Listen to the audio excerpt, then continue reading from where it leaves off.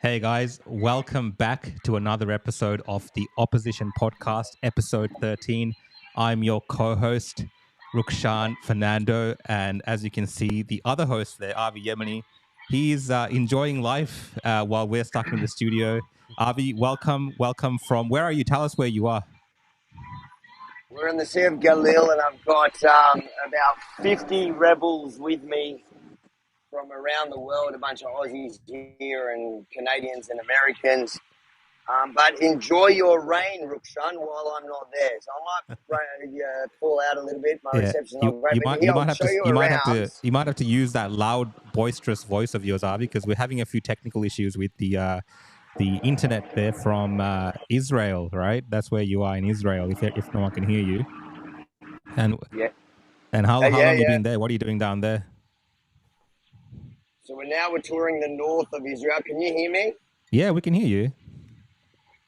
Yeah, so now we're touring the north of Israel. We just came from Tel Aviv this morning, and for those that have been watching, I did a report in Tel Aviv yesterday, but now it's this is the tough life. This is a tough life hanging out with fellow rebels.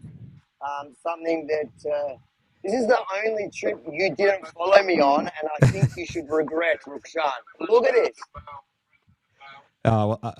We'll get to this later, but I heard Israel might be kicking out immigrants, so that I was a bit careful not to come there in case they sent me back.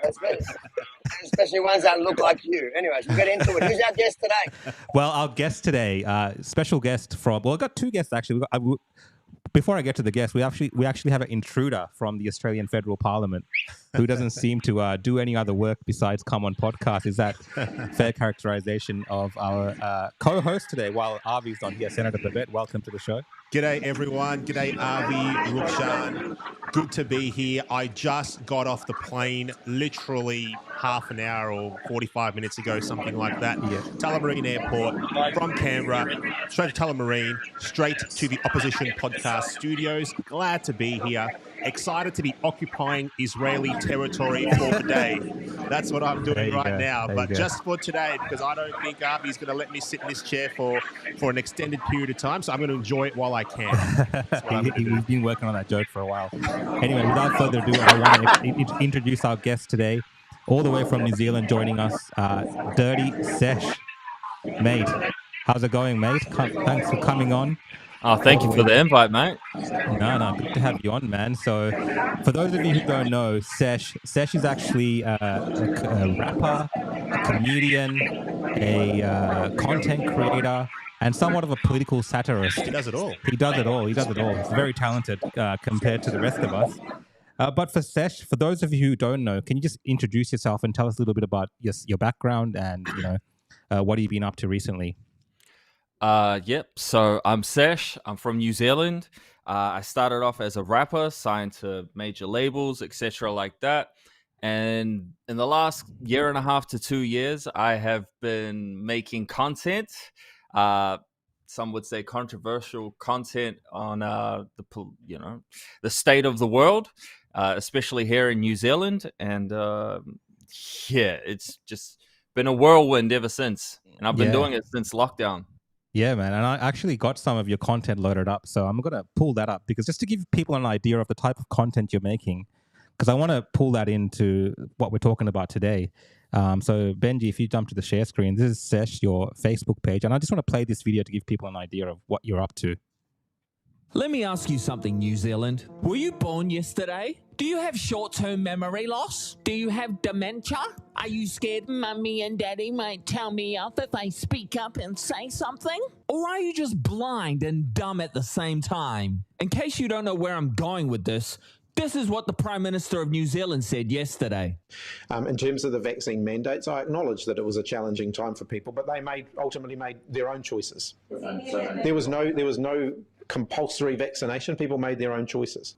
They are now coming out and telling you that they did not force a mandate or make it compulsory to take the vaccine. They are now telling you that it was your choice, that it was your option. You chose to do this, not us. We didn't tell you to do it. We didn't say if you don't.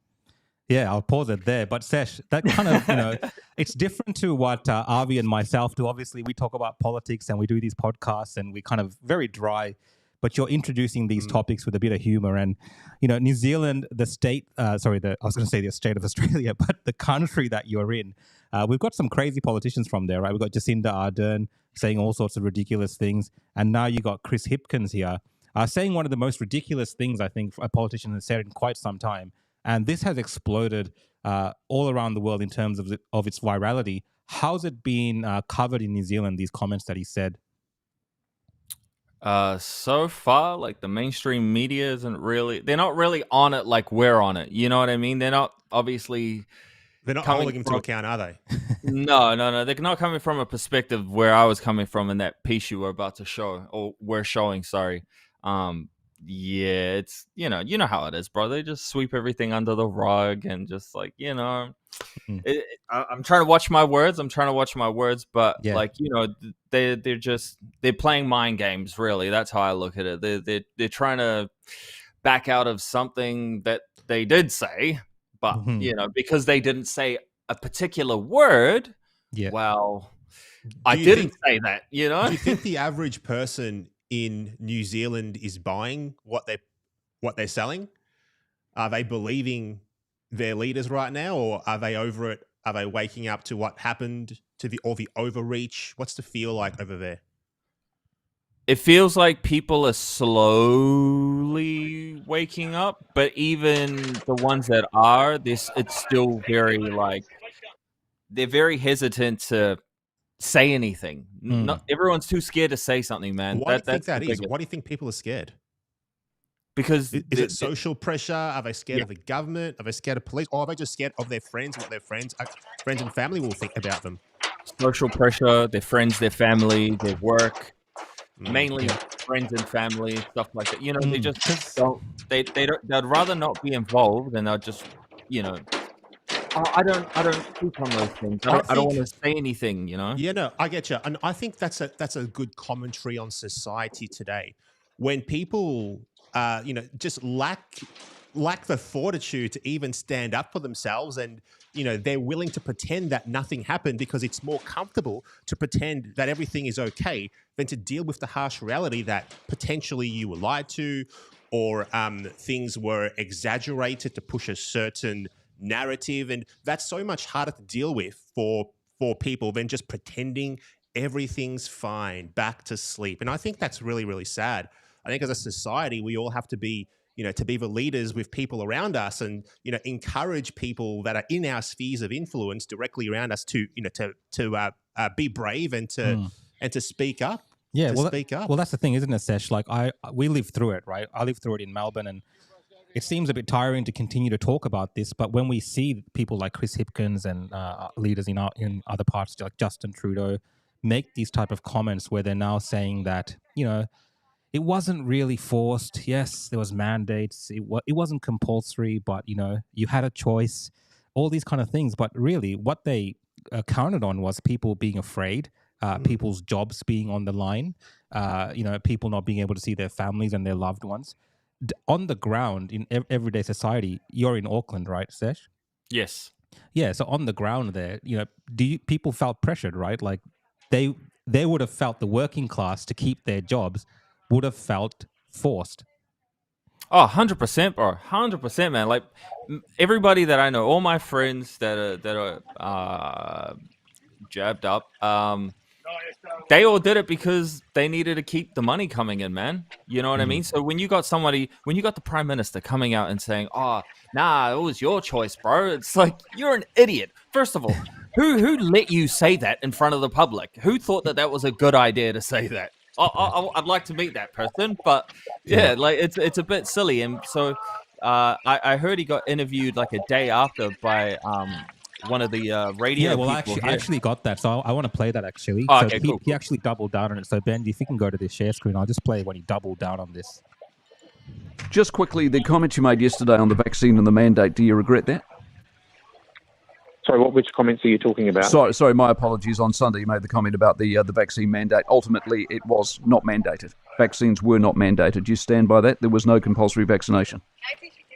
That is not the word that I used. I said nobody was forced to be vaccinated. There was no compulsory vaccination. People made their own choices, quote unquote. That is correct, Mike. There were the people needed to be vaccinated to do some jobs, but no one was made to be vaccinated. So you would stand. All I'm asking for the record, you would stand by. So the person, for example, who made the choice not to get vaccinated, lost their business and laid people off. That's on them, not you. Well, they made a choice. Appreciate it. What do you reckon, Avi? If you're still there, Avi, do you reckon people made a choice? I just think that opens the door to a really good defence for every criminal now in any sort of court. Is Your Honour, I held a gun to him, but he had a choice. He didn't have to give me his phone, wallet, and money. You know, it's such a ridiculous argument. Yeah, And the fact that he said it. The fact that he said it at first, and then 24 hours later, when they had enough time to think about what he said and look and review how stupid he looked, he doubled down. I love the way you put it, dirty sesh. I feel like that. Okay, I'm just going to call you dirty sesh. Dirty sesh. I thought your video is perfect because you need to point people. You need to point out the hypocrisy, and you need to point out every time these guys act like that and try to gaslight the community, because people have short memories, and you guys are going into an election, and God, I hope that we see New Zealand and the ballot box really stand up.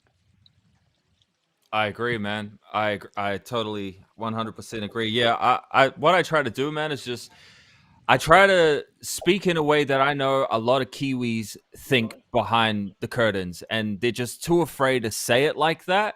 But at least with me and through what I do, you know, they have somewhat of a voice, and, you know, even people that are too afraid, but they are thinking the same thing, but they're scared. It makes them feel a bit more confident and comfortable to be like, you know what? Yeah, I feel the same way, and you know that's why I do what I do. Yeah, I mean that's why. I love what it's you do, important. What you do, People need to feel like they're not alone. 100%. People need to feel like they're not alone. And sometimes you articulate what people are thinking. It empowers them to say it loudly as well. So good on you. Keep telling it as it is. Yeah, I appreciate it, bro. Yeah, that's what I wanted to say as well, because I think they're afraid more so than media people talking about this issue. They're afraid of people like yourself, Sesh, and others. And I'm not going to bag you out here, Ralph, because you're a politician. They're more afraid of the ordinary people. Bag him out. They're more afraid of us picking up on these things. Now, you're an artist, you're a rapper, and I'm sure you talk about all types of social issues. And growing up in Auckland and seeing life from different perspectives, perhaps that other people may have not seen it for. We have a different take on these things sometimes, right? I'm saying we. I'm not a rapper, but you know what I'm trying to say. Well, you're a content producer. I'm a content producer, but hey, I also grew up on the streets of Dandenong, so I'm almost a rapper if I could sing. But Sesh, I wanted to ask you, so when this all went down, were you actually in New Zealand or Australia? I know there's a bit of a story there. Were you doing something related to your music? How did it change your career? Yeah, so I was like at the heat of everything. I had already been living in Brisbane, and then I got somewhat of like a job opportunity in Sydney. So I went there and I stayed there for at least 9 months, and I stayed there right up until they shut it down. When they went red and you weren't allowed to go in and out. But thankfully, I made it out. I made it out a lot before then, and I was back in Brisbane. And then I flew back to New Zealand because I have children here. So I wanted to make sure, well, if the whole world's shutting down, I want to be close to them, regardless of the situation and, in Australia. So I came back and I was the only one on my flight. Now, remember, again, the short-term memory loss thing. Remember, if you were a close contact or, if they were looking at taking you into one of their camps, then, everybody had to go, right? Yeah. Well, I came home on a green flight from Brisbane, and I was the only one taken by the police from the airport to a hotel. Sorry. I'm just on a podcast. And then, sorry, someone just got into Avi there on the street. I'm getting attacked so here. you were taken into one of these quarantine hotels, right? And how much time did you spend there? 2 weeks, and then 2 they weeks. forced me to pay $3,800. So that wasn't covered by the government? No. Nope. Wow. Nope. Jacinda Ardern is pretty much of a tyrant, it seems. I think in Australia they at least covered those costs. Yeah, making initially. you pay for your own incarceration. Yeah. Doesn't sound fun to me. I already paid for the 2 or 3 bloody things to make sure I didn't have COVID, and they still wouldn't accept that. The PCR test that they were doing back then. Yeah. No, correction. I think in Australia you have to pay for it too. You had to pay, did you? I can't remember that time, to be No, honest. I was in those Australia, and I paid like three you of them. had to pay in Australia. Okay. Yeah. Yep. Fair enough, man. So I guess in New Zealand right now, you guys are going into an election. And one of the things that we share in common with New Zealand is, we're also feeling the pressures in Australia of a cost of living crisis that probably Senator Babet has a lot to say about. What's it like there on the ground in terms of the election? What are the issues that people are really worried about and, concerned about when they're thinking about voting this time around? I wouldn't know what to say on that. To me, most of the public is still pretty blind, if I'm being completely honest. But in terms of cost and living, just even from a real perspective from me, man, it's like, it is expensive. It's expensive. And especially expensive. Yeah, it's true. Everywhere. Especially if you're trying to eat healthy. I mean, if you just want to get cancer real quick, then sure, go get the things that are on sale for $1, $2. But if you're actually trying to have a healthy lifestyle, it's costing a bit. Well, cost of living is a big deal in Australia as well. I think it's the number one issue facing our country at the moment, as far as I'm concerned. I mean, people are literally struggling at the moment to pay their mortgages. I mean, the average mortgage, I think I checked the data a few weeks ago, was about $1,200 more per month than what it was not too long ago. So to ask an average family to just find $1,200 extra a month just for the mortgage for nothing else is pretty tough. Yeah. That's not counting things like obviously groceries are up, fuel is up. And let's not forget the dodgy real estate agents that real estate agents. Well, on that, Avi, you're in Israel. What's it like in Israel? Cost of living. What's the pressures in that country at the moment? Is it? Are they suffering like we are here, or is it all good in the land of milk and honey? No, I think they've been suffering for a lot longer, because what's interesting, Israel has the lowest unemployment in the Western world, but one of the highest cost of living. So people have 2-3 jobs. Like the cost of living crisis that I think that we're facing around the world, they've faced here for a long time. In that idea that just to get ahead is impossible. Nobody's really saving. Everybody's living paycheck to paycheck and barely so, 2-3 jobs. So yeah, I think the whole world is feeling the pain of bad decisions for so many years. Yeah. Well, in New Zealand, at least, in a couple of weeks, you'll get a chance to change things around. So any predictions, Sesh, or you're not really one to give predictions on what's going to happen? What, in terms of who's going to win and lose? Who's going to win? Yeah, what do you think? So a lot of them are saying that National Act NZ is up in the polls, it looks like. Well, I'm not surprised, especially after what's-his-name's statements. But I would say the feeling is that the shift, the tide is shifting in terms of we were predominantly it's all about labor, you know what I mean? But because of recent events, it's now, if you want to know the truth, man, it's either going to be blue or red, isn't it? So Spot on.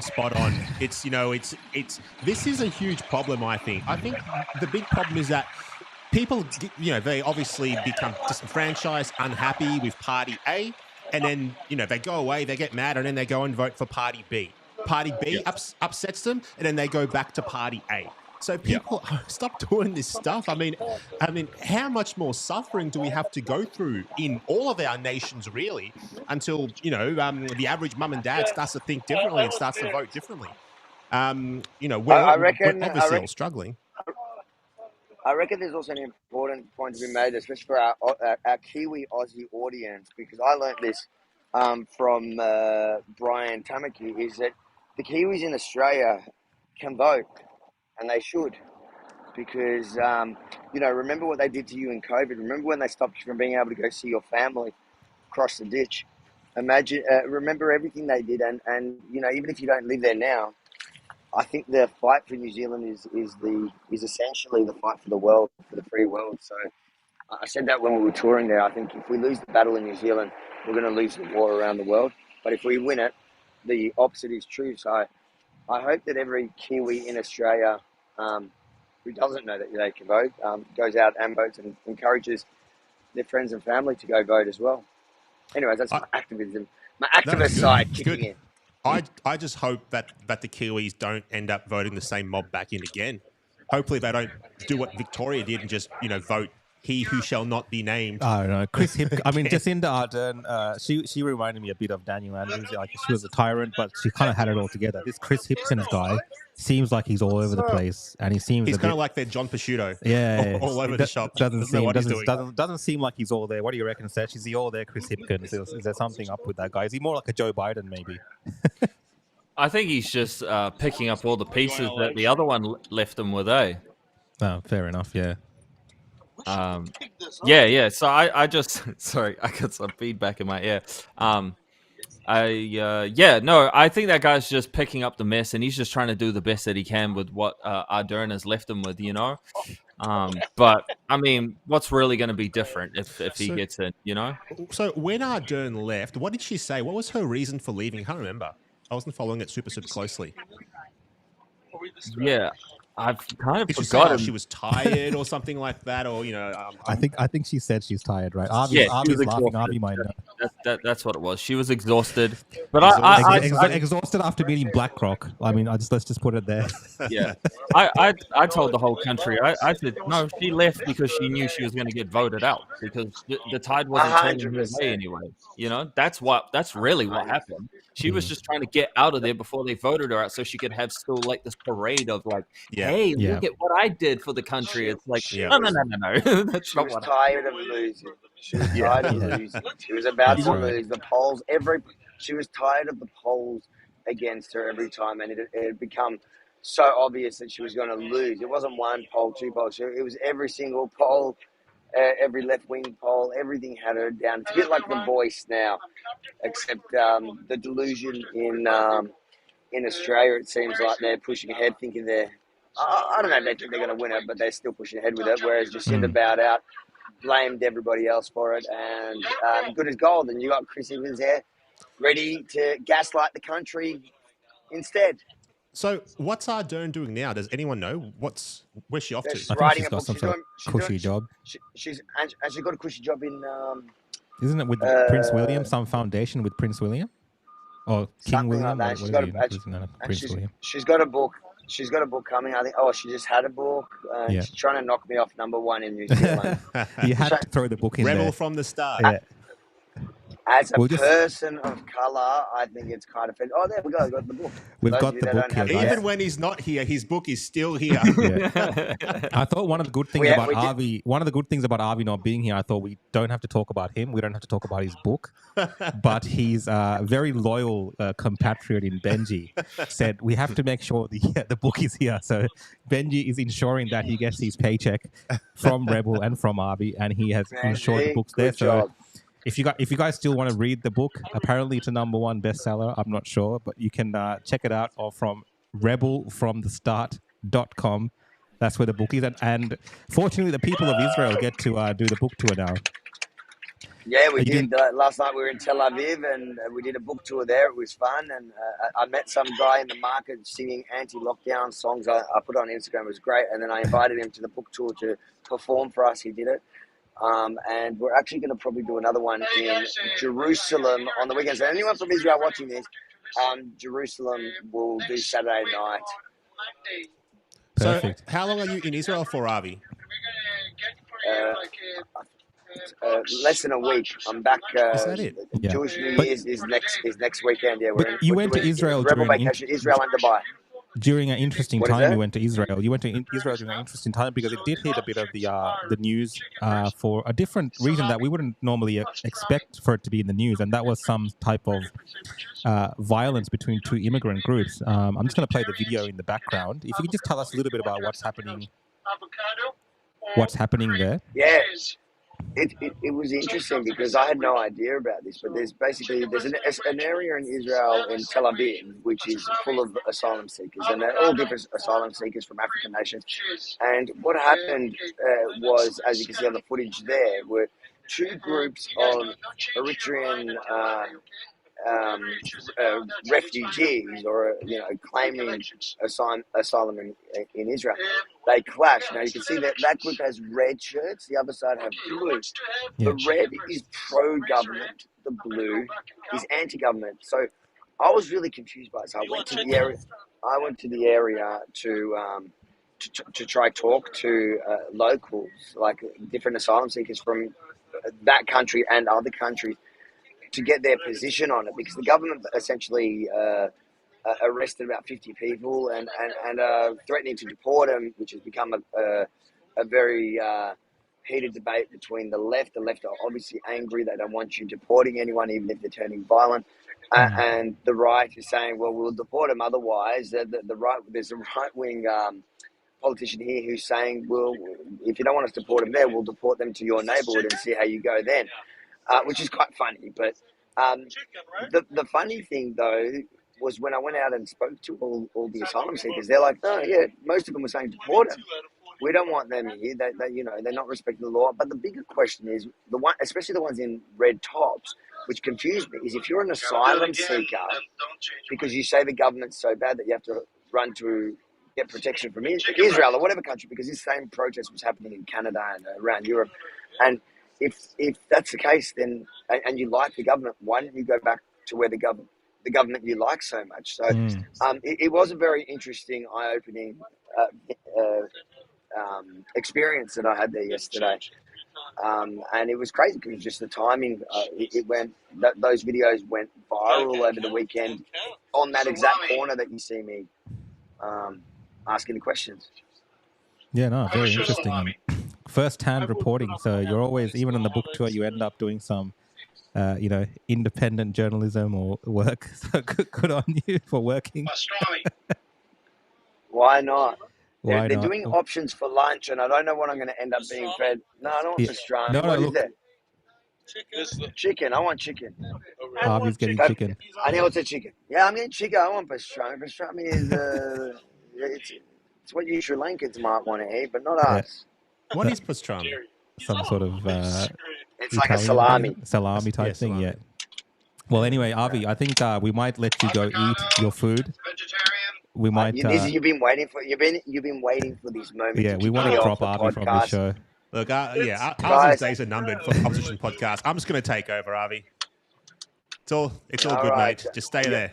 Guys, you keep staying brave there when I'm on the other side of the world. Love you both. Thanks for holding down the fort. You got 2 weeks next weekend as well. I'll be on a flight during things. So thanks, Rukshan, for taking it. Thanks to all the viewers and those on Rumble that we're not seeing here. And if they're all bad comments about me, Rukshan, please make sure to bring them up on screen. Love you. Thanks, mate. See you, mate. Thanks, 30, for joining. It's all good, man. All right, guys, just give us a second. We're just gonna get rid of Avi It was good of Avi to join when he's out there in the Oh no, definitely. on like a boat somewhere, on a yacht. we weren't really sure how this was going to go. So if you're watching, obviously we've always had little technical issues when doing this, but luckily, interestingly, when Avi's not here, It works a lot smoother. it works a lot smoother. So Not as many issues. By the way, has anyone out there in internet land, in comment land, noticed my cup. No one's noticed my cup. What's your cup? This is my cup. It's my Trump cup. Trump cup. There you My go. Trump cup. There you go. Well, it's actually Rukshan's Trump cup that I've commandeered. I've commandeered Rukshan's Trump cup. Perfect. So I think it looks great. It's funny. All right, guys. So Got to support the Donald, right? that's it. We're going to get to the Donald a bit later on, guys. So look, let's go. Without Avi here, I'm going to host the show now, guys. So next news story that I wanted to cover was, if you've been watching the news, especially what's coming out of America, Sesh, you might be seeing this as well. They're talking about these mask mandates returning for some settings. They're talking about certain types of restrictions now. I don't want to get into too much detail around this, but Benji, if you chuck onto the share screen, I just want to play the press secretary here. Comments around what Joe Biden now doing social distancing and masking. Now, this is only for himself because his wife, Jill Biden, tested positive. But let's just play this video and see what she says. Biden tested negative last night for COVID-19 and tested negative again today. He's not experiencing any symptoms. As far as the steps he is taking, since the president was with the First Lady yesterday, he will be masking while indoors and around people in alignment with CDC guidance. And as has been the practice in the past, the president will remove his mask when sufficiently distanced from others indoors and while outside as well. All right, President Biden tested negative last night. That's not it. I got to go to the View. So one of the things that we saw during, especially during the height of COVID, was all the preaching from celebrities. Well, maybe some of these theatrics have started up again. All the virtue signaling. All the virtue signaling. And this is a hilarious clip of Whoopi Goldberg on the View, and this is a very work show. Before we play this clip, yeah. If you watch The View, you're guaranteed to lose brain cells. Yeah. I'm just going to say now, I'm about to lose 3% of my brain power after this clip is done. But you can watch The View to laugh at it. You can watch these little clips. I would never watch The View, but let's have a look at Whoopi Goldberg calling into The View. All right, check this out. So Whoopi is still under the thing, the COVID weather. Yes, this is her third bout, I believe, with it. But, people write, well, she got the vaccination. How come she still gets it? Because she's not dead. She's just a little bit under the weather. Right. Okay? If you don't get it and you get the disease, you might die. Yeah. So that's people out there. They keep writing that on Twitter. They don't get it. She's got it, and she's you know what I mean? And she's been vaccinated. And before we had the vaccines, people did die. A lot of them. Millions and millions. This type of irrational talk drives me nuts. But anyway, she sent in a little video for us. Oh. Here she is. Hey, in spite of everything you've heard. let me oh, my God. What is this? What am I watching? Hey, Sesh, oh, goodness. Sesh, bro, why is she wearing the mask by herself?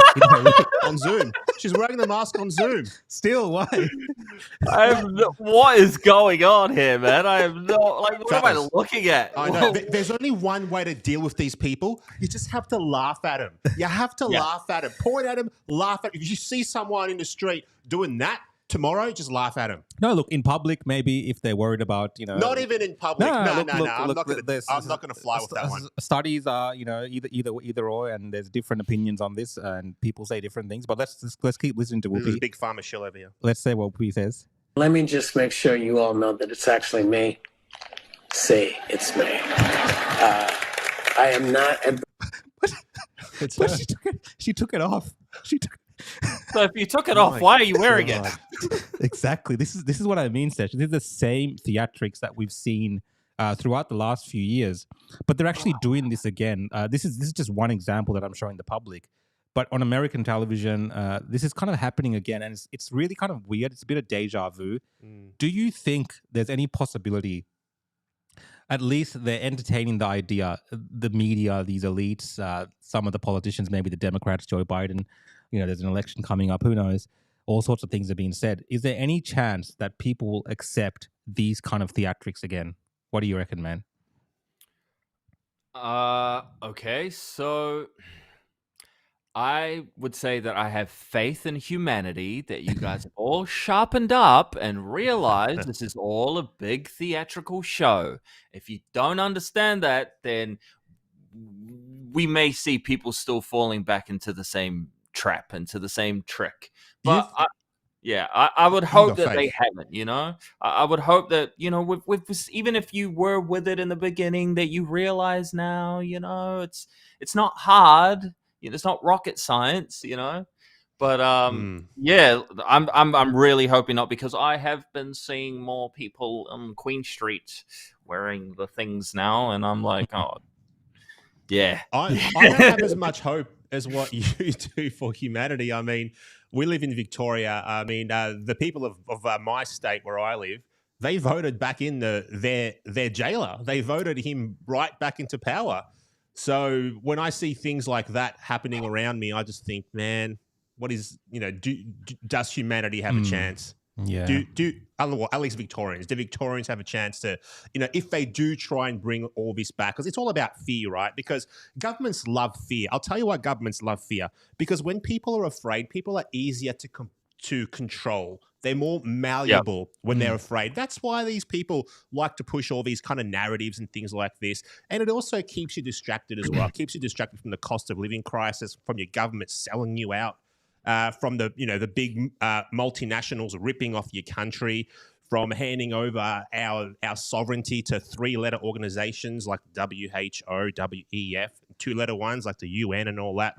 So all of this is just a big distraction. It's a big game. I'm sure they're all sitting around at their, you know, private little meetings that they have, laughing at everyone while they move our lives around on a giant chessboard and, you know, have a good old time. But I just hopefully people don't fall for this again. I mean, if people do, then, you know, this time, if they fall for it now, they deserve exactly what they get. Yeah, exactly what they concur. get. I concur, sir. Let's chuck in Whoopi again for just a little bit, just for some comic relief. I am not still in Italy. I am not, you know, doing stuff. I'm not trying to change the outcome of the election. I have COVID. I just have COVID. I'm still testing positive, apparently.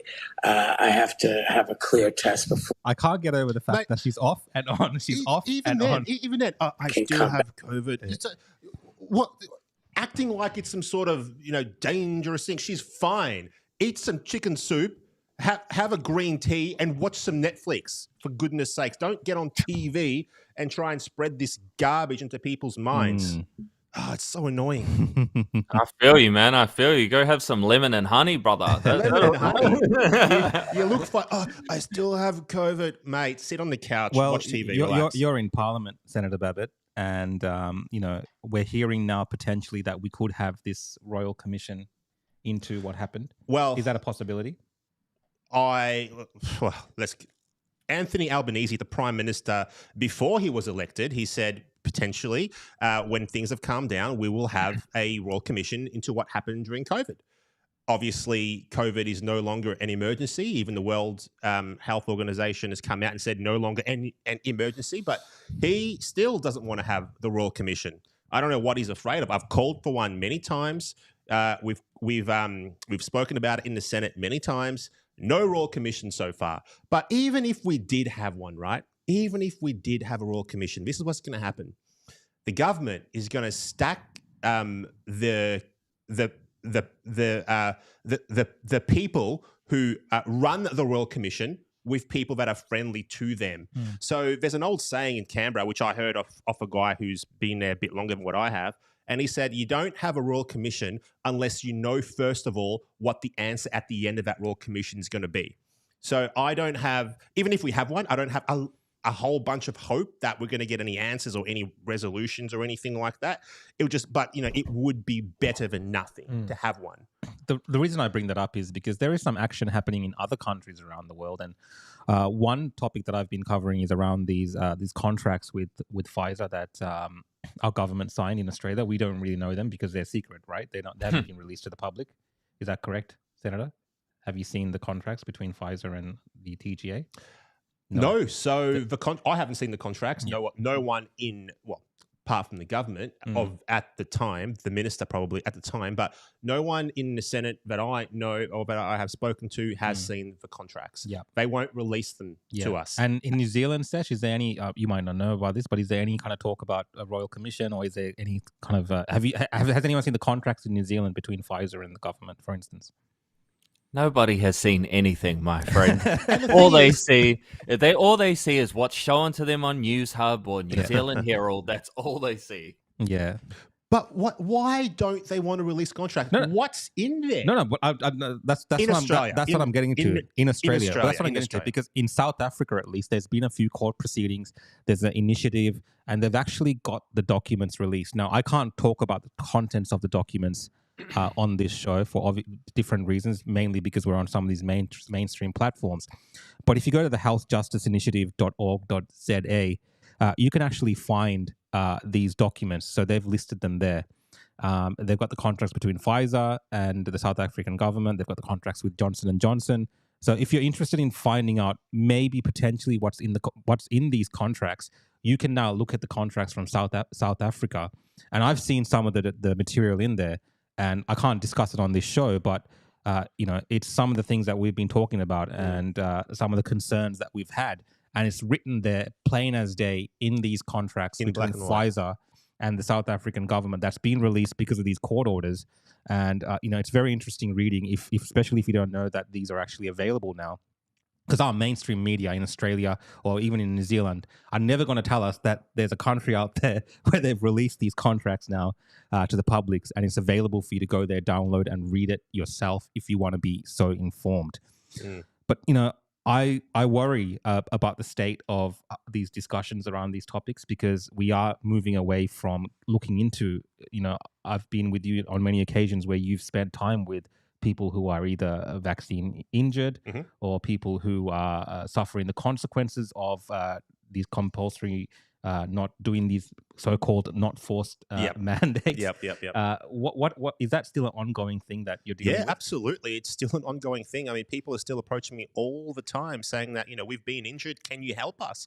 What can you and your office do for us? The government's is not helping. And it's sad. It's sad. I mean, we've, obviously mandated these injections. And, although the majority of people, I've got to be careful what I say here. There are people that have been injured from these injections. There are. And I don't want to get cancelled. And you know what? Can I just go off on a tangent right now and just tell you about something? Isn't it scary that we can't speak freely in Australia today for risk of being removed from everywhere? Yeah. I think that's really, really frightening. But I have to self-censor right now. It's not a secret, though. We do have vaccine compensation schemes. We do. Run by the government, which have been accessed by people who are vaccine injured. Yes, there are people that so, I mean, that's a legitimate thing. You know what as well? As far as I can see, the government departments that are responsible for implementing the payments for people that are injured, as far as to me, it looks like they're dragging their feet. They're dragging their feet on paying people out because from my perspective, it looks like they're hoping people will just drop off the system and stop going through the process and just give up because then the numbers look better at the end. Then there's not as many people that are vaccine injured and have been paid compensation. It's less because they've just given up on the process. That's what seems to me like what's happening at the moment. No, you were saying, oh yeah, but they have there's places where these injured people can go to be compensated. What goes in my head though is but they should have never been compensated. They should have never been put in a position to be compensated in the first place. Well, why did you unleash this thing if this was going to happen? We didn't know that this was going to happen. Well, nobody knew because you just gave it to everybody and said, "Here's the solution. There's no other option." Yeah, I mean, I definitely think there's people caught up in this that didn't want to be a part of it. That's the sad thing in it. It's different if you actually did make a informed decision, which is what many people said was happening.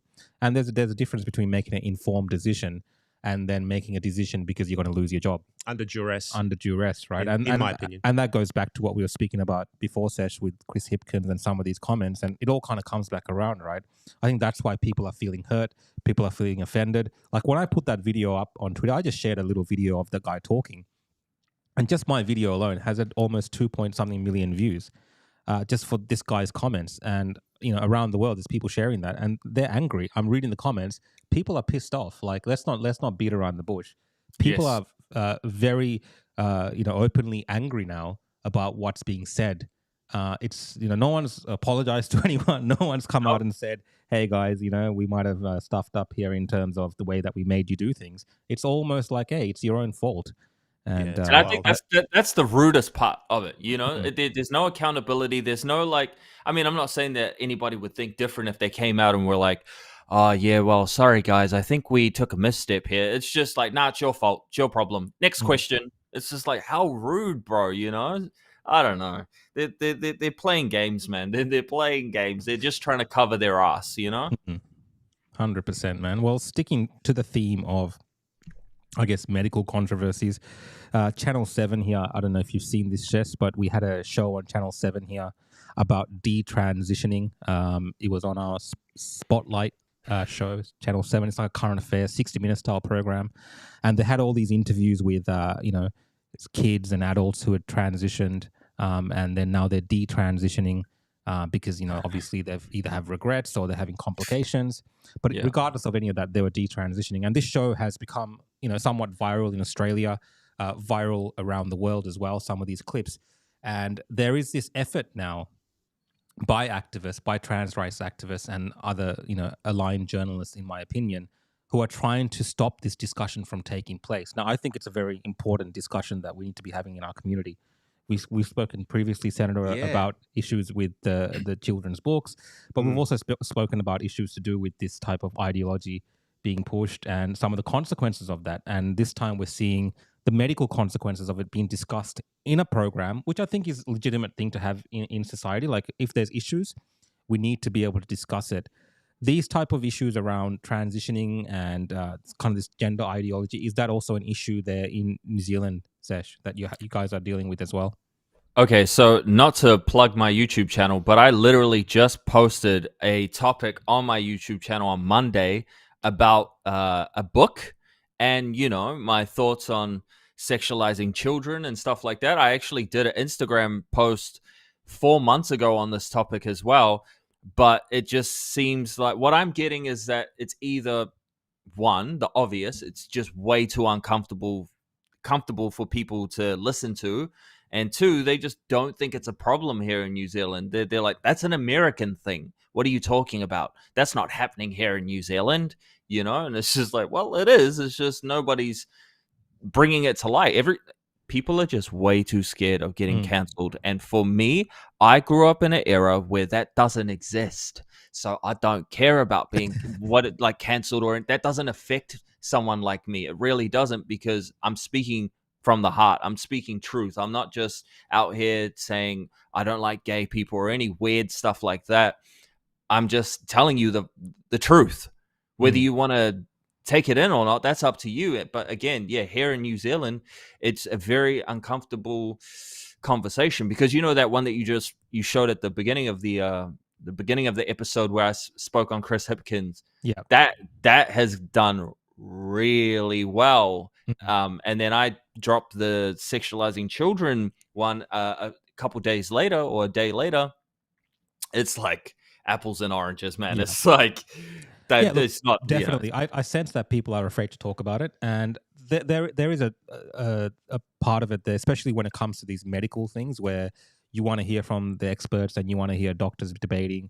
And it was interesting that Channel 7, with getting now mainstream media covering this topic, and good on them. Like, I give a lot of crap to mainstream media, but this is the first time really in a while that I've seen Channel 7 actually do this type of job. It's good that they're starting to cover this kind of thing, because now it's going to bring it into the average person's field of vision. And that's why they're trying to cancel it. That's why they're freaking out. Hopefully they won't succeed with their cancellation efforts. I'm hoping. But we have to start talking about this, because you can't do this kind of stuff to kids, because kids are stupid. There is no smart 8-year-old or smart 9-year-old. They're children for a reason. I mean, when I was a kid, I thought I was going to become a transformer and things like that, right? It's just the truth. And what we should be doing to kids is saying, if a 6-year-old comes up to you and says, "Oh, Bro, I just want to cut you off. I want to stick up for kids, man. There's a few smart kids, man. There's pretty smart kids. They're maybe pretty they're switched on. smart for a kid. Yeah, in a different way. Smart for a kid, but not smart enough. Not fully developed to understand issues of consent what I mean. and so on. Everyone out there knows what I'm talking about. Of course. But if a 6-year-old comes up to you and says, "I was born in the wrong body," you as a parent, you as a grown-up, you have to say, "No, you're not. Don't be silly. You're a boy or you're a girl or whatever it is," and figure out what the true issue is with that child, and take the child through that process. Kids are, they're growing up, their bodies are changing. They don't know what's going on. Yeah. When you're an adult and you're more grown, and you decide that for yourself, different story. You're developed. You know what's going on. You know who you are. Fine, do whatever the hell you want. I could not care less what you do. Yep. But I think this whole agenda of pushing this stuff towards kids is wrong, and it needs to stop. And adults have to adult and just say no. Yeah. Well, and just say no. And also, when people say that claim that they're born in the wrong body and stuff like that, that is a form of mental illness. We're not going to. I'm not going to sugarcoat it. That's what it is, and we should treat it as such. Yep. We shouldn't be glorifying it and putting it in the media and acting like it's all great and dandy and stuff like that. These people have issues. What they need is time to talk to a psychologist and figure out what's going on in their lives. Yep. And that's the cold hard truth of it. Well, on that point, I want to play these experts that there was a doctor that was interviewed around this issue, and it talks about this discussion, whether it's like a mental health issue or if it's like, something very genuine where people need to be doing this. And this is a discussion they had. So this is about 2 minutes, guys, but I'm going to play this because I thought it was a very interesting moment on Australian television. And I personally felt this particular doctor got very worked up over this issue. But listen carefully to this conversation. Maybe you've seen it before, and then we'll discuss it afterwards. You explain a child being put on puberty blockers, irreversible damage after just one consultation. Let's go back. No, could you I don't accept. No, I don't accept the question. No. I think you also need to address the questions of, are you presenting an accurate picture? And I'd say no, you're not. There's always the possibility that medical care in any situation is not optimal. But if you talk about what is standard care in Australia in this area, you're delivered using by a lot of bureaucratic phrases. It's not bureaucratic. With respect, how many times have you come down from your academic ivory tower and spoken to the people on the ground? I speak to kids. How many times have you spoken to the children? I speak to kids where every it's gone day. Wrong, I speak and to the kids. Parents who are terrified. I speak to kids every day and to parents every day who've gone through this situation, including those who've not been able to access care in the past, including those who go along and decide at various points to say, I'm happy to stop where I'm at. When you come back later in life and people may change their minds, that's entirely possible. Well, but to say somebody did the wrong thing at the time is also not true. Professor, answer me this. You're happy to see a 15-year-old girl go and have a double mastectomy, are you? No, not necessarily. And as is the case in Australia, again, the case in Australia about kids at certain ages moving from just blocking to actually hormonal treatment to then potentially surgical is taken typically in a very considered way and not at early ages. So at 15 years old, a child who is not legally deemed responsible enough to drive a car is somehow deemed medically fit enough to decide to mutilate her body surgically. Your language used language of mutilation. Okay, the attempt to vilify the doctors involved and vilify the people involved, I think, is entirely inappropriate. I'm not vilifying anybody. I'm saying it's mutilation. For example, if you change your mind 4 years later and you've lost your breasts, you'd be pretty unhappy about it as well. At 15 years old, children entered into the process of starting to be involved in their own medical decision-making around contraception, around their own health. Children get involved at 15, having to make decisions about all sorts of surgical procedures and other areas affecting their health. You try to make fun of the academic thing. It's I true. don't think it's funny. You've already tried. I think the casualties involved in this are incredibly sad. So yeah, I mean, very dramatic stuff. I haven't really seen that on television here before, and those are very kind of serious questions that was put to that doctor or academic, and you saw how defensive he was. He pretty defensive, and this is really around. The reason that I'm finding it interesting they're trying to cancel this show is because the people that were speaking up in the show were people that had transitioned and now they're detransitioning. and they're sharing their story. And what these medical experts and doctors are talking about, who are defending this, are almost insinuating that it doesn't matter about those people that do that, in the sense of they're not the majority, for instance, in that scenario. So we still need to do that for other people in that position. And there's a couple of comments where people are asking where they can watch this show. So if you look up Channel 7's YouTube, 7 News Spotlight, it's called Detransitioning, the most controversial spotlight this year. So if you just type in detransitioning, you can watch it there. I'm so amazed, Rukshan, that this was even on mainstream television. This is well, I think it's a good thing because it brings attention, but I'm actually quite happy that this is now being talked about. Yeah, it needs to be debated. It needs to be talked about. That's the thing. It needs to be debated, and they're trying to cancel this by saying that they used footage of influencers who are, on TikTok in a public domain talking about their, experience of transitioning. They used that footage without their consent. That's the reason they're trying to get it cancelled. But at the end of the day, these influencers, they're out there, making this content, putting it out there, and it's in the public. They're talking about these issues, and Channel 7 was talking about it in the context of these are the people who are involved in this social contagion. They're the people involved in influencing. I don't think for that reason this kind of show should be cancelled, but I understand why they're trying to get it cancelled, and I think it's because of what you just said, that is coming now into the mainstream living rooms, and people are now seriously looking at this issue in this country. I mean, absolutely. It's an issue that needs to be looked at. It's something that needs to be brought into the light of day. Mums and dads, everyone in between, has to know what's going on out there, and we have to push back against it, because at one level, I'd like to say as well that I think at one level this stuff is homophobic. It's homophobic, because what you could say is, a little girl comes up to you and, says, "Oh, I feel like I'm a boy potentially," and instead of saying, no, you're a girl, go through your life, grow up, and then potentially that person grows up and simply they're just gay. Simply, that's what it is potentially. And instead of letting them grow up and go through their life and figure out who they are, we're going to pump them full of drugs and cut their bits off. That's absolute garbage. I won't stand for it. I'm going to fight against this every step of the way, doing everything I can in the Senate to just simply let kids be kids. Because potentially we've got a whole generation of kids that are just simply could be just gay. That's it. And now we're going to do this to them. I'm just throwing something out there, something to think about. I don't have all the answers, but I'm willing to talk about it. And that's important. For me, man, like I just want to tap back in what you were saying before, because I agree. Like, dude, kids are young, man. They're easily influenced, They don't know anything. They're still trying to figure out if they want to be Batman or Wonder Woman.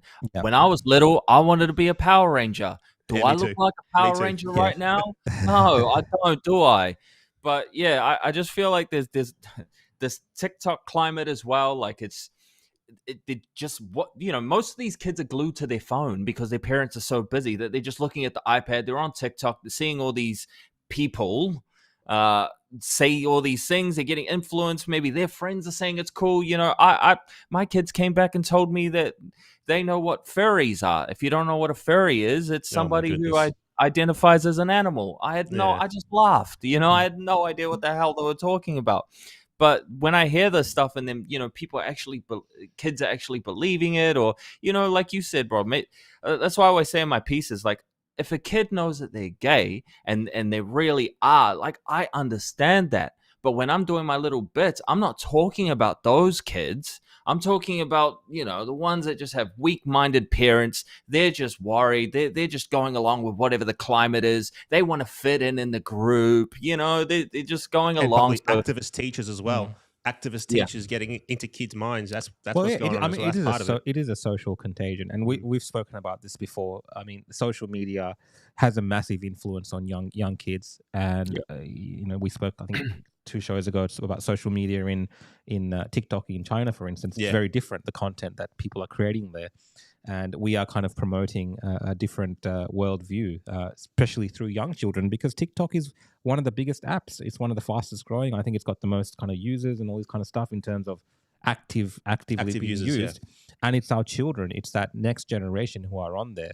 And at the end of the day, what they kind of the trends that they set today unless we kind of, mold them in the correct directions when it goes too far, it's going to become even more and more normalized. So I think good on Channel 7 for running this episode and just really giving people something to think about, right? This is what it's about when we watch these kind of current affairs shows. This is what it should be about, people actually debating and talking about these ideas and being adults about it without actually just, headstrong, just going down one direction without any type of perspective or pushback.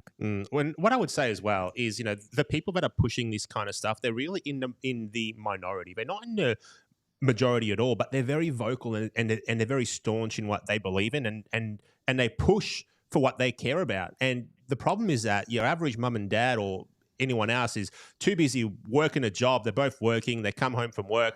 They're sending their kids to school. They're trying to keep a roof over their heads, trying to keep everyone fed in the household. They don't have time to be, becoming activists and pushing these kind of things.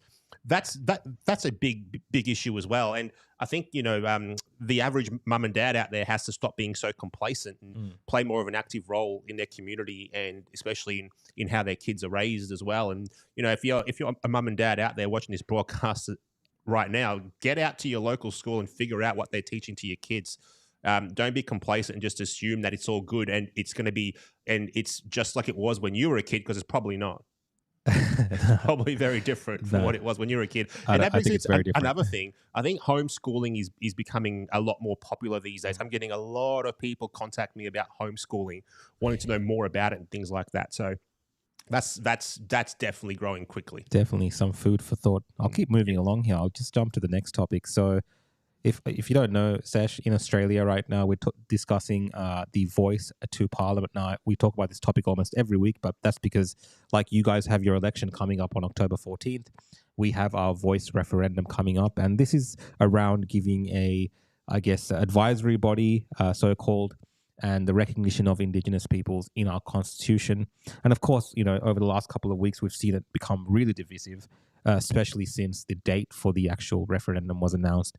It's really kind of become a very divisive topic in our society. This is probably similar to, I think you guys are having co-governance discussions around that issue. Is there any kind of thing that you can tell Australians about what it's like in New Zealand? And I think your background is Maori. Is that correct? Yes. Yeah. What do you make of all of these kind of co-governance and all these kind of systems? I'd just love to get your perspective. In terms of...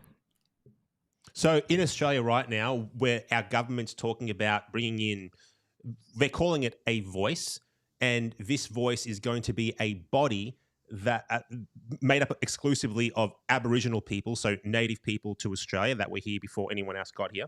And this body is going to be able to talk directly to the executive government, so directly to the leaders of our nation, and essentially advise them on whatever they like. Really, that's all it is.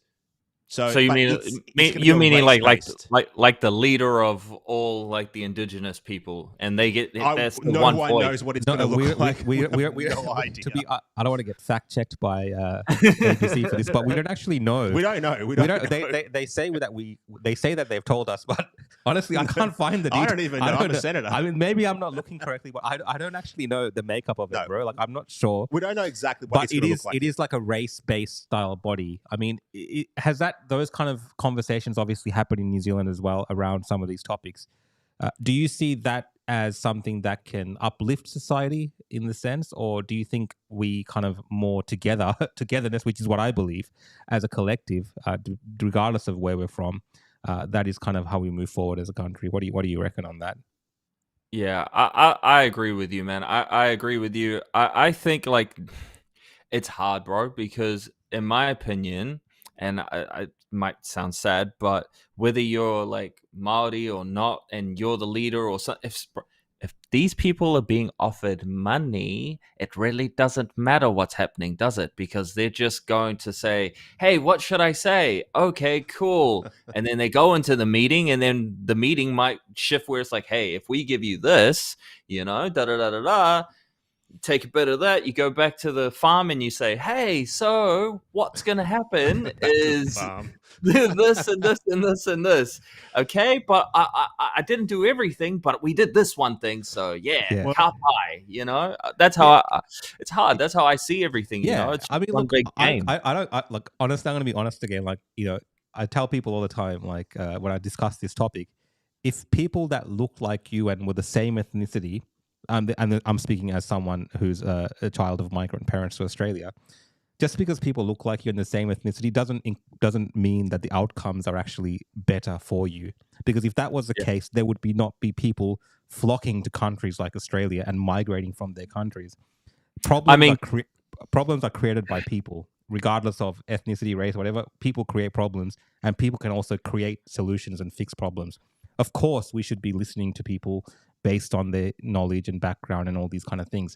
That's very vital. And I think the government, you know, the opposition and all this kind of stuff, they talk about having it legislated, and you know, that's an option as well. I'm just saying we can have these type of systems. We can have people's differences taken into account in politics.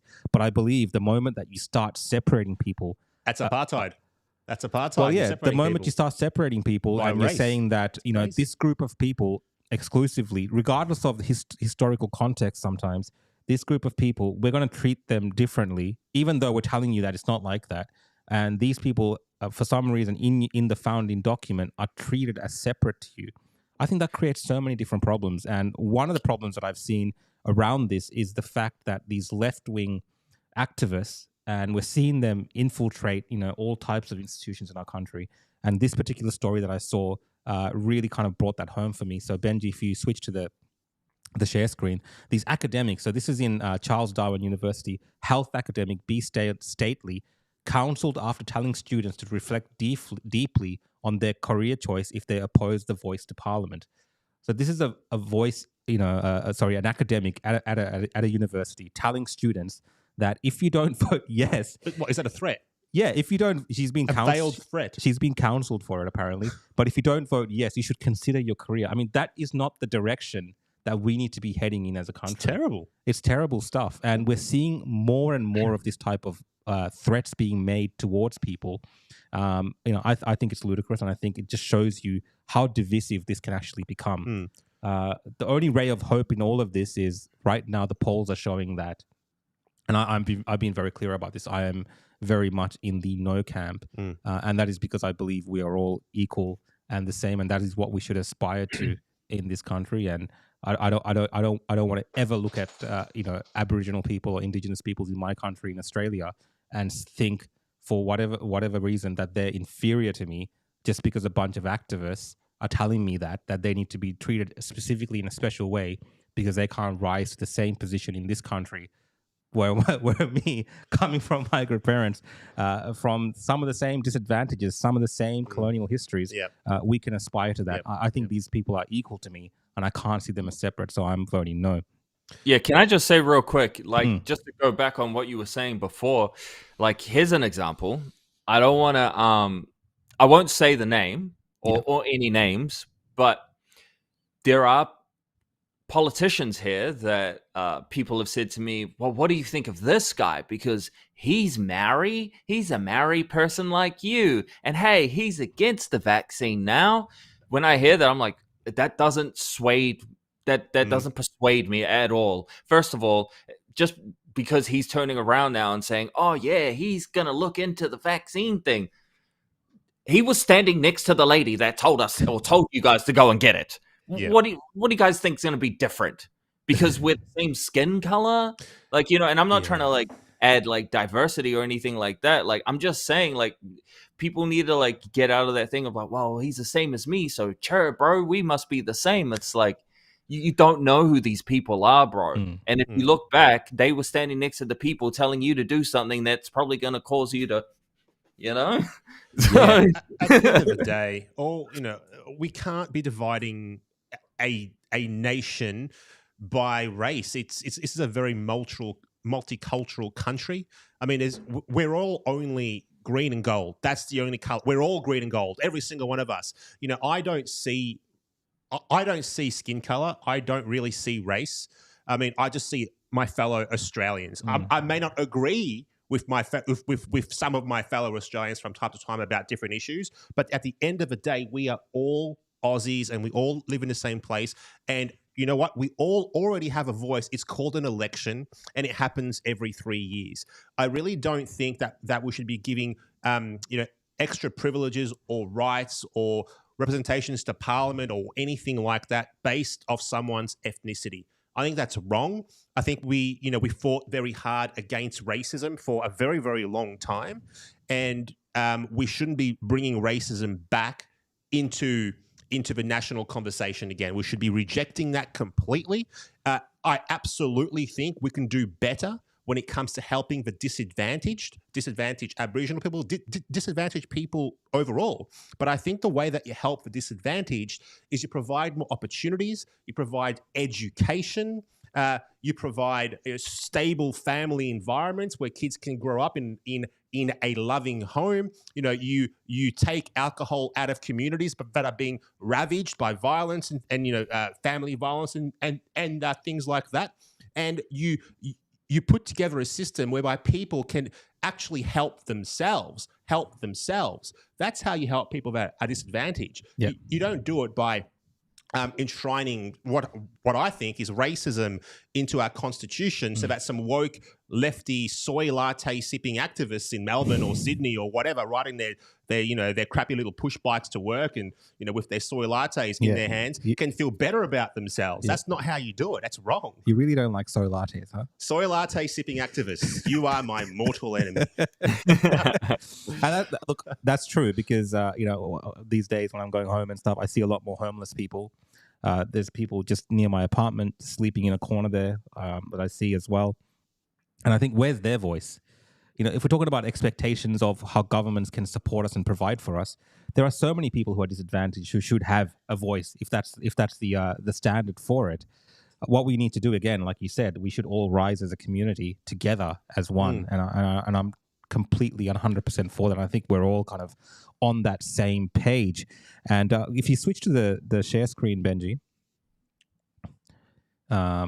one of the things that I saw was, there's a bit of a move away now from these corporates. The AFL's now saying that they're going to rule out kind of supporting any side of the camp on the grand final day, it's probably a good idea. In terms of this advertisement type of thing.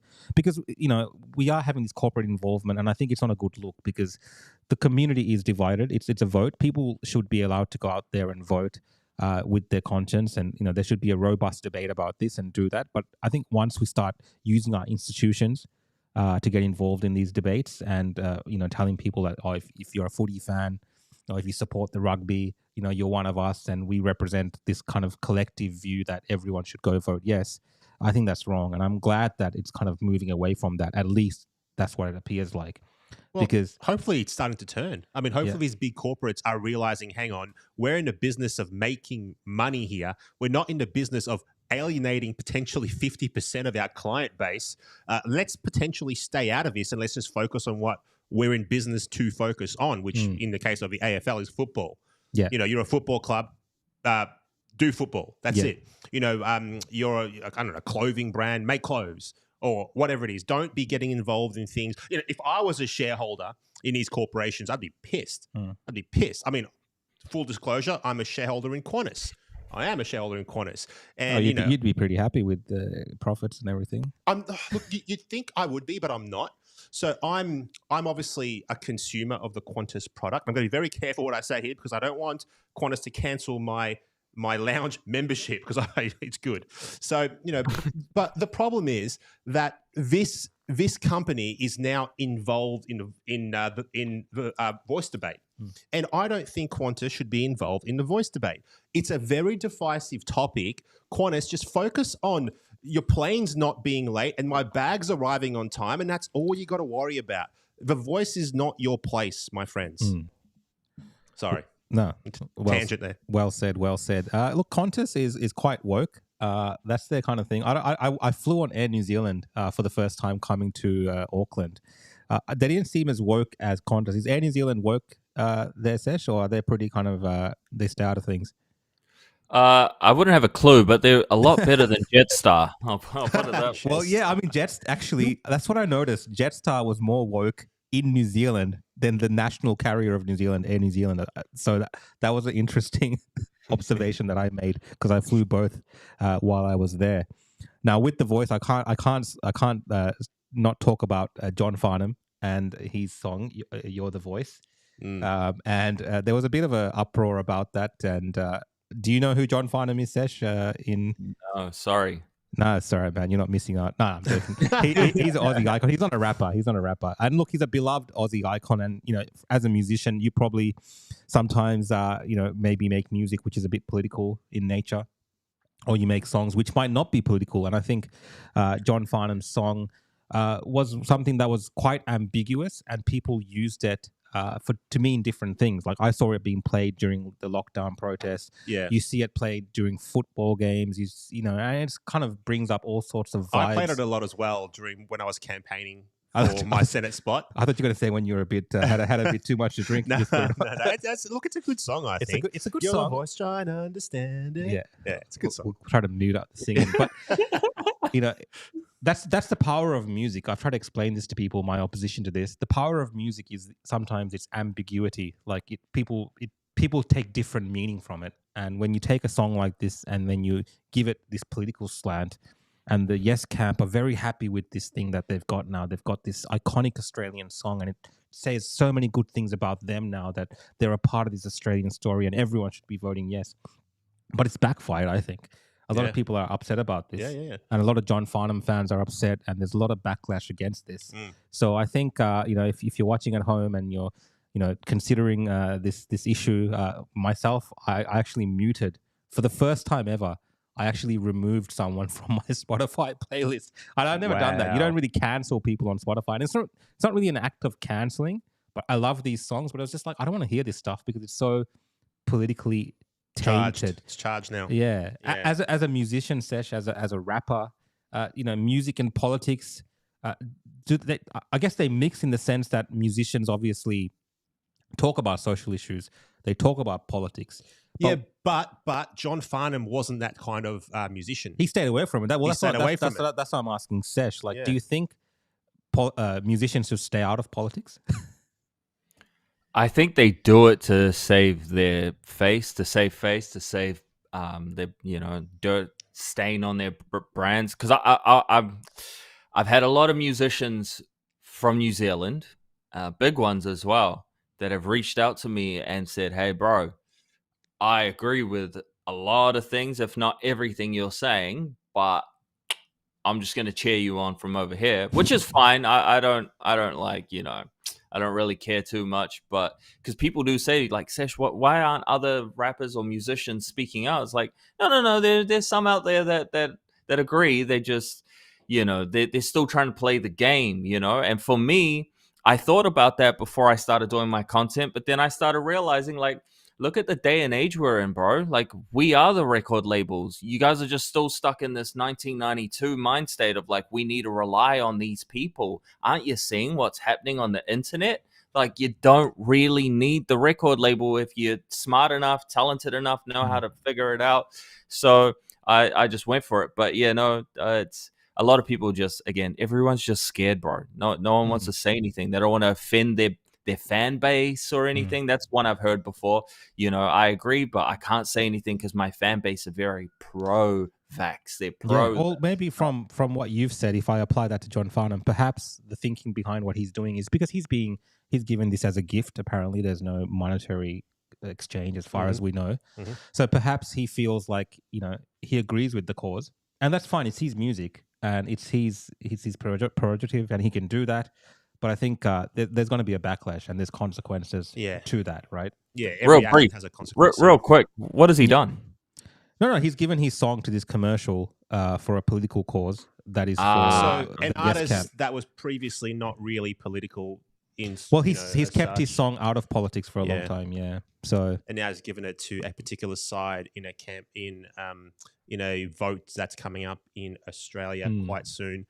And a lot of people disappointed. Basically, it seems to me like he's choosing sides. He's chosen a side, or maybe, I don't know. Yeah, maybe. I mean, yeah. Let's see how it plays out. We're, But we're just guessing here. Really, we're just aren't guessing. we? Yeah, But on that, I actually, if you switch to the share screen, there's this whole story around that commercial, and they were using footage from the ABC, so ABC archival footage in that commercial, and it's been found out. I did some reporting on it yesterday, and ABC has confirmed this. That footage was actually against its own policy to allow it to be used in a political manner. But the ABC, of course, our ABC, very, they have some very strong views about they pretend our to ABC. be impartial and non-biased, but now they've just thrown up their hands and said, hey, we made a mistake. We shouldn't have given them this footage for that commercial, but it was a mistake. It was an oversight. But, let's just forget about it now. This biasness that we're seeing from ABC, and we've discussed this previously, the fact checkers, we're holding the fact checkers accountable. I mean, I've been doing multiple stories on these fact checkers to try to show people that they are not all they claim to be and what they do. ABC, is there any recourse for actually defunding them? If you vote UAP into government, I make this promise to you, the Australian people. I will break up that organisation into little tiny pieces and sell them to the lowest bidder. Not even the highest bidder, because they don't deserve the highest bidder. The lowest bidder into bits. I detest the ABC. So if you don't know, the ABC is our national broadcaster here. It's a government-funded institution which is supposed to be fair and balanced, but it's just a hard left activist organization, in my opinion anyway. I mean, they do have a purpose when it comes to bushfires and things like that, keeping people informed, sure, but they've gone so far and above their remit that I don't think it's sticking to what it was supposed to be anymore. But anyway, that's just my personal view about that one. But if you vote in the UAP at the next election into government, I'll do something about it. He's very good, Ralph. When Avi's not in here, he's here. He's promoting his political party. Mate. Well, Avi promotes his book. I promote the UAP. It's one of those Fair things. enough. By the way, let's chat about that song, "Rich Men North of Richmond." Yeah, okay, cool. Tell us about Richmond, North of Richmond. Rich Men North of Richmond is a country song. I don't know if everyone here's heard it, or if everyone who's watching this has heard it. If you haven't heard it, go and listen to it after this broadcast. It's a really, really good song, and I think it really touches on the mood of I guess all of our nations. Really, it's basically a song about the political class, I guess, not listening to and not really caring about the masses, I'd say. And I absolutely love the song. I think it's a great song. It's on my playlist right now. I'll just play a little bit of it. Back home and drown my troubles away. It's a damn shame what the world's gotten to for people like me, people like you.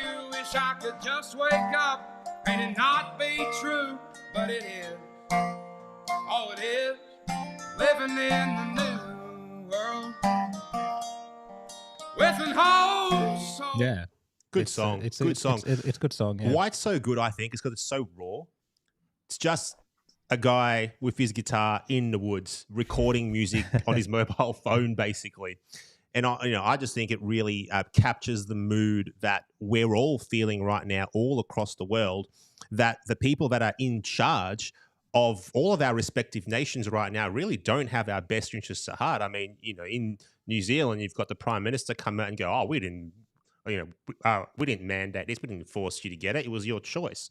Right. And you've got here in Australia, you've got our nation, the worst cost of living crisis that I can remember anyway. And people are really starting to struggle. You've got the United States, how they, trying to lock up their former president. So the world is falling apart. So I think the song is a great song. If you haven't listened to it, go and listen to it after this. Agreed. Yeah. 100%. Well, to finish up on, guys, I wanted to just chat about the US politics. One of your favorite topics, if you can show people your Trump mug. That's actually my Trump mug, but it's been hijacked. Every time I come here, I grab this mug and I drink out of it. That's right. I support the Donald. That's right. So by the way, everyone out there, I am a big supporter of President Trump. I'm not going to be shy about that or hide that. I think President Trump is a great leader, and the world was safer when he was in the White House. Hey, be careful what you say, man. They might put a charge against you in Georgia, in Fulton County. Look, You might end up in jail, bro. You might get an indictment just for saying that. Probably would. I mean, you've got Joe Biden in the White House now, so as far as I can tell, if a guy should be in a nursing home, all he does is sniff children. And if you want to fact check me, go ahead, type in Joe Biden sniffing children into Rumble or YouTube. It's exactly what he does. Exactly what he does. Yeah. He is a creepy old man. He doesn't belong as the head of the United States. Yeah. I mean, definitely, if anyone else kind of, I'll just see if I can find that video of Joe Biden sniffing chick kids. But if anyone else, go back, Benji. I'll just find they've removed a lot of these videos of him doing that.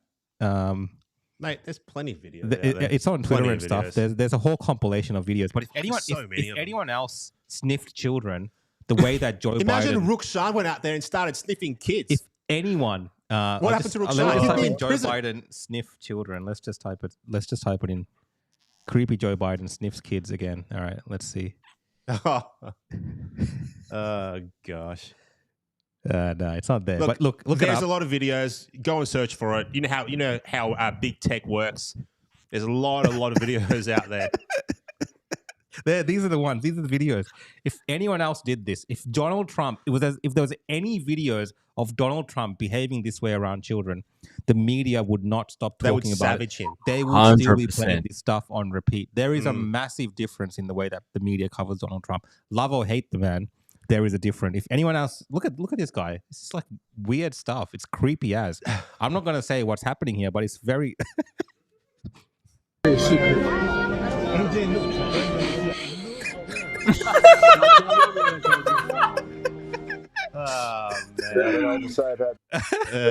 Oh man! Oh my God! There's so many videos. Look, if Trump did even 1% of what President Biden did, Trump would be in a lot of trouble. I tell you what. Yeah, and look, this is the thing with America. I don't know if you guys have seen. So recently, they've been locking up a lot of the J6. January 6th, January 6th. They're calling them domestic terrorists, pretty much.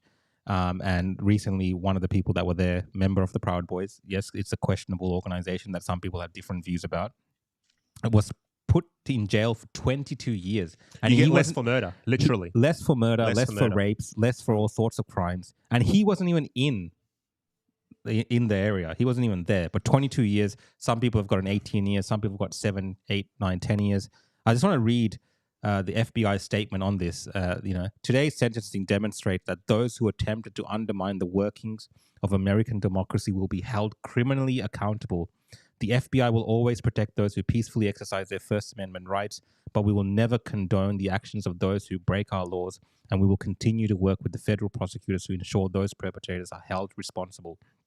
Again, it seems like the FBI here is doing work, but there's a lot of crimes that people are not given these type of jail sentences for, but they're making an example of people who protest against. They're just sending a message. It's a political persecution. I think they're sending a message. Definitely they're sending a message to lock away someone for 22 years for protesting. This is my take on this, my opinion. Shaking fences. Protesting at their parliament house. Like, if other countries did this, like, we would call them dictators and tyrants and, they're political prisoners. Well, in my opinion, they are political prisoners. I think they're political prisoners. 20 plus years because you went to a protest is ridiculous. Even if you damage something, right? 20 plus years. Yeah. You can't be putting someone for pretty much what you'd be expecting to receive if you murdered someone because you protested. I mean, if you look back at all the BLM protests where they were literally burning down cities, that was okay. No issues there. Mostly peaceful, according to them. Bro, they're getting compensation. The BLM protesters in some states are getting compensation for the way the police behaved. Like, there's a massive difference. Huge difference in how these justice is being administered in America. And I feel like those kind of things are coming to our countries as well. Absolutely. In terms of how justice is administered. But the thing is, sometimes people will ask me, why do you care about what happens in the United States? And I always tell them, look, if the United States, gets a cold, we get a cold. We are linked. 100%. It's a trickle-down thing, bro. Together. It's a trickle-down effect. Whatever happens there eventually finds its way to our shores. So we absolutely have to care what happens in the United States. They're our number one, global security partner, basically. We need America to be strong, to be a democracy, to be stable, to be brave, to stand for what's right, to believe in freedoms, to believe, in the rights of the individual, to have a stable, functioning government. We absolutely need that, because if they go down, we go down. It's very, very important what happens in the United States of America, and that's one of the reasons why I support Donald Trump, because when he was in charge of the United States of America, it was much better off than what it is now. Much better off. But Joe Biden at the moment, he's taking that country down a very dark path. Yeah. And I don't even think he knows he's taking people down anymore. Bro, I was just going to say, he doesn't even know where he is. Joe Biden is a puppet. So you know who's really in charge of the United States? It's the same shadowy people that are in charge of Australia here. It's the bureaucrats. It's the deep state. It's the people behind the scenes that you can never vote in and you can never vote out. I'll give you an example. It doesn't matter if the leader of the opposition, Peter Dutton, becomes Prime Minister tomorrow. Doesn't matter, because the people that will be advising him, the people in the bureaucracy, the people that run all the institutions all around him, are the same people that were there under Prime Minister Albanese, and the same people that were there under Scott Morrison. They are the people that are the ultimate masters of what happens to Australia. That's who controls the country, not your elected member of parliament. They, in an ideal world, they'd have some sizable, kahunas, and they would say to these bureaucrats, I'm in charge. You're fired, you're fired, you're fired, you're fired. Get the hell out of here. I make the decisions. That is in an ideal world, but we don't live in an ideal world. I think Putin said this once, you become president or whatever it is, and then, you're going to make all these changes, and that's when the men with the black suits walk in and tell you how things really work. There is truth to that. There is absolutely truth to that. We need people in power today that have the balls to stand up to these bureaucrats and clear out the billabong. Got to clear out the billabong. 100%. That's why the UAP's here, boys and girls. We'll get it done. I'll get it done. Vote me in next time. Let's just play a little bit of Trump to finish up here. Just we will not comply. I'm going to play a little bit of this video because some of it might actually get us banned. So let's just play a little bit of this. Lunatics are trying very hard. Let's just put it from the start. The left-wing lunatics are trying very hard to bring back COVID lockdowns and mandates with all of their sudden fear-mongering about the new variants that are coming. Gee whiz, you know what else is coming? An election. They want to restart the COVID hysteria so they can justify more lockdowns, more censorship, more illegal drop boxes, more mail-in ballots, and trillions of dollars in payoffs to their political allies heading into the 2024 election. There you go, guys. I can't play much more of that because you guys a bit off script there, but you can check it out, guys. We will not comply Donald Trump, his latest video. I think it's quite interesting. And look, if anything, 2024 is going to be very interesting with now these multiple indictments against Trump. They're trying to now stop him from actually appearing on the ballot in, I think, I can't remember which state. But that video as well. That video right there is exactly why I like that guy, man, because he's a good guy. He just goes in a different he's going in a different direction than we had before. It's not just suit and tie and yes, hello, what's the script? Let me read it. Da da da da da. This is how it's going. It's like, oh, there's bullet points there, but I'm just gonna kind of freestyle a little bit as well and just kind of tell you what I really think, and that's what gives that guy power. All these indictments, all these things that they're trying to throw on him they're silly. They think it's going to work. They think we're in 1982. It's only going to give him like more power, man. That's what I believe. That's my opinion. I think this is only going to empower him more. The more you try to throw him in jail, the more people are just going to charge behind him, man. Like it's not going to, these tactics don't work anymore. I've been saying this for so long. Like I don't know what you guys are seeing out there. It's like, it's not 1972 anymore, bro. Like just because they're trying to do this doesn't mean the guy needs to be. You know what? 100%. Let me jump in here for one second. What happens if they actually put Trump in prison for 20, 30, 40, 50 years? What happens? They can't put him in prison, man. If they do you think the Americans go to civil war? No, look, I mean, Is that the trigger? I'm just asking the question. Yeah, I don't have any knowledge on it. I don't know if we're allowed to speak about this kind of stuff on the platforms that we're on. But look, it sets a very dangerous type of precedent. I think it's not really about the civil war aspect of it. It's the fact that when I look at countries like in South Asia, there are issues when it comes to election time where one party wins, and this happens a lot in even in the country of my parents. One party wins. And what they do is they end up jailing the party that just lost. Opposition. Yeah. They'll jail them. They'll find cases against them, and then it's like a cycle. The next time the other party wins, and they're like, okay, cool, we're going to jail them and take revenge. And it just kind of they end up doing this stuff while at the same time the people are suffering with other issues, right? Now, regardless of whatever happened during that time, Donald Trump and Joe Biden are not the most important people in that country. The people are. The everyday people who are suffering. A lot of the issues that we've been talking about on this podcast today, in America, they're going through the same type of issues.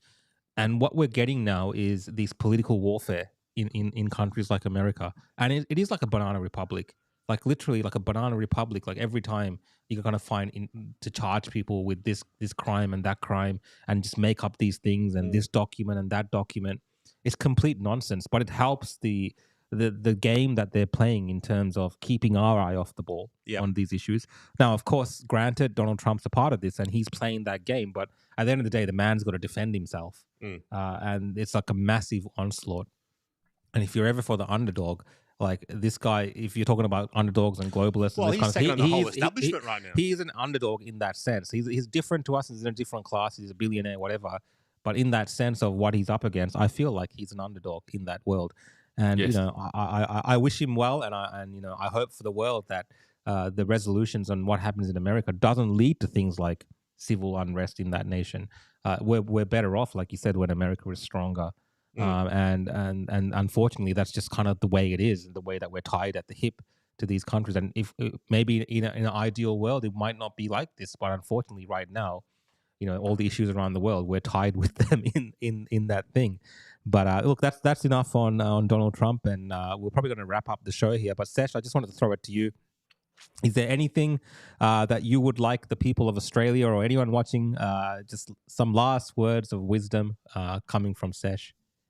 I guess what I can say is, and this is just my views, all right? These are just my personal opinions. But at the end of the day, if you really look at it, all of this political stuff, the election and all that stuff, is just one big beauty pageant. And all we're doing is voting for the prettiest person in our eyes. That's all that's happening. We don't know who these people are. We don't know who controls them. We don't know where half the money comes from. All we get told is whatever they want to tell us. That's what I think. Anyways, and if you want to follow me, I'm on all social media platforms. I haven't been deplatformed yet. Probably not yet. I tell everybody it's all entertainment, guys. This is all just one big entertainment show. But so where can they find you? What platforms are you on? All of them, pretty much. I'm on Facebook, Instagram, Twitter, or X, whatever you want to call it. Not TikTok. Well, I am on TikTok, but they do not like me over there. And I'm also on YouTube now. I'm making it a bit more, I'm editing it so it can fit on more my family-friendly content. On YouTube. No, it's the same thing. I'm self-censoring myself. Yeah, I mean, no, I when I was considering what videos to play of yours, I had to like pause it and like watch it carefully because you do drop a lot of expletives, bannable things. No, not bannable things. A lot of F-bombs here and there, but I love it. It's great. I think it's awesome. I just didn't want to play it. If anyone wasn't prepared for it, but there is a lot of certain words in there, but it adds to it. It's great, I reckon, man. I love the work that you're doing, and I think we need more of it. We need the artistic industry to get involved in the sense of creating awareness around certain issues. I think it's important. And in the way that they communicate with their audiences. And, sometimes it can go either way. We discussed John Farnham and maybe people aren't happy with his views, but I think in a way it's okay on certain things. So good on you, man. Congratulations on what you're doing and all the best for your future endeavors. And obviously we'd love to catch up with you when we're in New Zealand next time and have you on the show again. Bro, I That just would want be to awesome. say thank you for inviting me on here. Like I've been doing this for a while. I know I'm not really into the whole popularity thing or celebrity thing, but I'm pretty popular here in New Zealand, considering that I don't get asked to go on a lot of platforms. So to be on a platform as big as you guys, man, I've been following you guys for a long time. So yeah, no, I'm just really grateful and honored to be on this platform with you guys, man, and talk to you. And bro, Senator, you're the man. I've just stayed quiet a lot of the time because I was like, this guy's just saying what I think. So why would I just repeat what he's saying? In your next rap, just put in Senator Babet somewhere. Drop me in there. Help me go viral. All right. And everyone watching at home, thank you so much for tuning in to the Opposition Podcast. We, of course, were lucky to have Avi Yemini for the first half of the show. Lucky for us that he wasn't there for the second half, because it's been so much more entertaining having myself and our host here, federal politician, Senator Babet. Thank you for co-hosting. Thank you for having me on. I'm always happy to come on. In fact, let's make sure that Avi's not here next week again so I can come back. And to everyone at home, thank you for all your comments. I've been watching the comments and reading the comments. Unfortunately, of course, I wasn't able to put any comments on the screen, but thank you so much for participating in tonight's podcast. We will be back next week. That's the plan. Avi's still in Israel, so we're not exactly sure how this is going to come together next week as well, but we're looking at a way to have it at the same time. So if anything changes, we'll let you know. But otherwise, guys, we'll see you all next week on Thursday night at 7 p.m. Have a good night. Take care.